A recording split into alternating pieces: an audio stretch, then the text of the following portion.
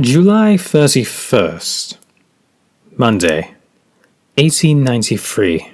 Charlotte was humming to herself quite fondly this morning. She was dressed in very dark colours as though she was someone in mourning. However, her actions were that of the opposite.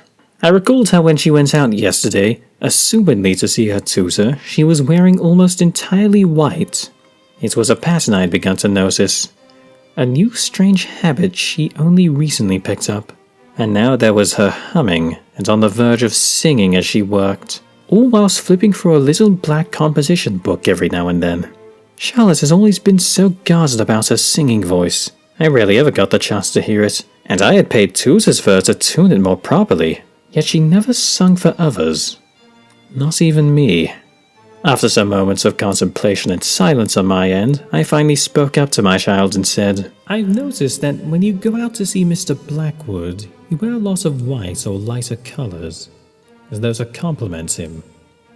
But when you don't see him on days like this, you wear a lot of black or dark colours, seemingly to make up for the lack of his presence." She grew silent as she stared at me in astonishment from across our desks. It was clear that she hasn't even noticed this herself. "Of course," I added, "it's just a strange observation that most likely means nothing in the end.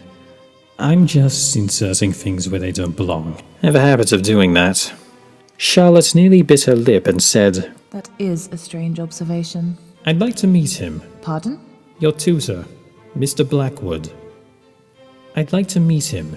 He is a young man that is being allowed to be alone with my daughter. So you can see the concern." Understandable. I'll try to see when your schedules match up. She was pale, almost frightened.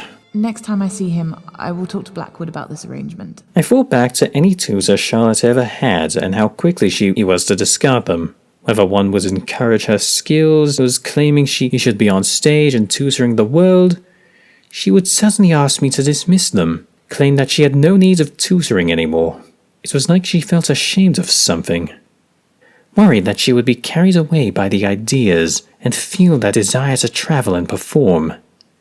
She didn't want her plans to change, and she didn't want to experience change in any way, shape, or form. She wanted to stay in the familiar and leave behind the concept of new. Was this way of thinking changing? Was this Mr. Blackwood giving her new aspirations that she didn't think she'd want? Sunday, 31st of July, 1893, 12 o'clock. It might sound cliché or too soon, but I think I find myself falling in love with Miss Dunkelheit. Such a bright, amazing woman. She bewitches me. So much of her that I wish I could understand and know. She's plagued with such sadness and grief. She's so talented and intelligent and an intriguing person. Any normal human would shun me if they saw the real me. I desperately hope that she would not, and that will only further my feelings for her.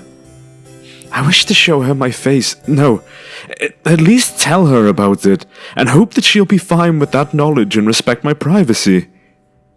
Could she accept the monster that I am? She told me that she worries that I am someone that she's feeling heavily for, worried that it might be more of companionship that she ever feared having. Charlotte claims that she despises love and never felt the need for romance. But the time spent with me apparently has been changing her feelings for it, and made her feel a sort of desire to this new appeal.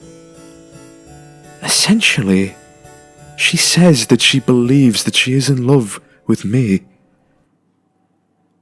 I have to tell her, but how?